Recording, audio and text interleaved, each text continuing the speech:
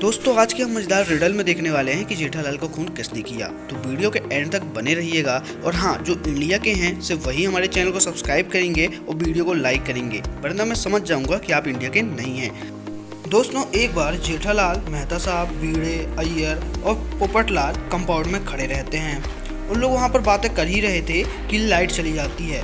तो मेहता साहब बोलते हैं, चलो ठीक है, कल मिलते हैं, सब लोग अपने अपने घर चलते हैं।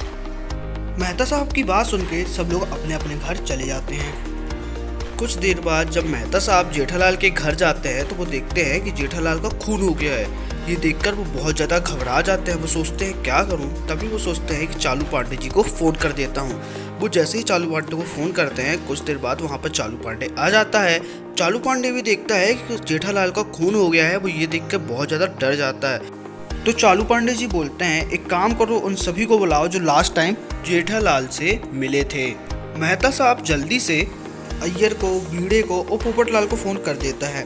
वो तीनों वहाँ पर आ जाते हैं। वो देखते हैं कि जेठालाल का किसी ने खून कर दिया है। वो ये देखकर बहुत ज़्यादा घबरा जाते हैं। चालू पांडे जी बिना देर किए सबसे एक एक कर क्वेश्चन पूछना चालू कर देते हैं। सबसे पहले वो भिड़े से पूछते हैं कि भिड़े ये बताओ, जब जेठालाल का खून हुआ तो तुम कहाँ थे?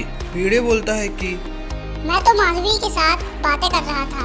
जब लाइट आई तो आपने मुझे कॉल करके यहाँ बुला लिया। इसके बाद चालू पांडे अय्यर से पूछता है कि तुम कहाँ थे जब जेठालाल का खून हुआ? तो अय्यर बोलता है कि चालू पांडे जी, मैं एक साइंटिस्ट हूँ और मैं अपने साइंस की पढ़ाई कर रहा था। अब चालू पांडे जी पोपटलाल से बोलते हैं कि पोपटलाल तुम कहाँ थे?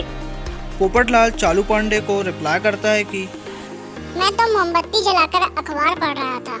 अब चालू पांडे जी मेहता साहब से पूछते हैं कि तुम क्या कर रहे थे जब जेठालाल का खून हुआ? तो मेहता साहब बोलते हैं, मैं तो घर में ही था और जैसे ही लाइट आई तो मेहता साहब के घर आया तो देखा खून हो गया है तो आपको फ़ोन किया।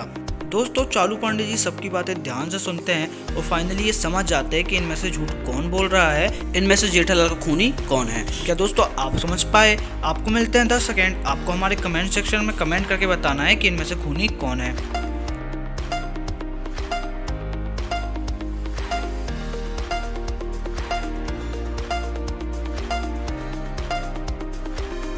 दोस्तों आपको दिया हुआ समय अब समाप्त होता है। हम आशा करेंगे अभी तक आपने कमेंट सेक्शन में कमेंट करके बता चुके होंगे कि इनमें से खूनी कौन है।